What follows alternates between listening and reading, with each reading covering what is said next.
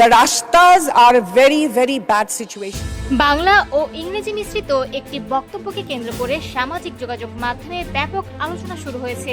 সংসদের বাজেট অধিবেশনে দেওয়া ওই বক্তব্যে বিএনপি দলীয় সংরক্ষিত নারী আসনের সংসদ সদস্য জেবা আমিন খান অংশ নেন। মঙ্গলবার 2026-27 অর্থবছরের প্রস্তাবিত বাজেটের উপর বিরোধী দলীয় সদস্যরা বক্তব্য রাখছিলেন। এক পর্যায়ে ভাঙাচোরা ও কাঁচা সড়কের প্রসঙ্গ উঠে এলে জেবা আমিন খান বক্তব্য দেন এবং আগের সরকারের সমালোচনা করেন। তার বক্তব্যে তিনি বলেন, দেশের বিভিন্ন অঞ্চলে এখনো প্রায় 1600 মাইল কাঁচা রাস্তা রয়েছে, যা অত্যন্ত খারাপ অবস্থায় আছে। তিনি দাবি করেন, এই পরিস্থিতি মূলত অতীত সরকারের সময়কালের অনিয়ম ও দুর্নীতির ফল। তার ভাষায়, উন্নয়ন প্রকল্পগুলো বড় আকারের হলেও সাধারণ মানুষের জীবনমান উন্নয়নে যথেষ্ট প্রভাব ফেলেনি। প্রায় 11 মিনিটের বক্তব্যে তিনি বারবার বাংলা ও ইংরেজি শব্দ মিলিয়ে কথা বলেন। তিনি বলেন, আগের সরকার দেশের সম্পদ লুটপাট করেছে এবং প্রকৃত উন্নয়ন থেকে সাধারণ মানুষ বঞ্চিত হয়েছে।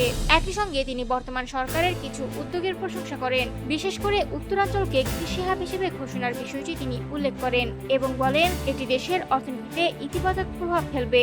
তবে তার বক্তব্য চলাকালীন স্পিকার হাফিজউদ্দিন আহমেদ তাকে সময় সংক্ষেপ করার অনুরোধ জানান। তিনি স্মরণ করিয়ে দেন, নির্ধারিত সময় ইতিমধ্যে অতিক্রান্ত হয়েছে। এ সময় জেবা আমিন খান আরো কিছু সময় চান এবং বলেন, তার বক্তব্য এখনো শেষ হয়নি। পরে স্পিকার তাকে ধন্যবাদ জানিয়ে বক্তব্য শেষ করার আহ্বান জানান এবং ভবিষ্যতে আরো সুযোগ পাওয়ার কথা উল্লেখ করেন।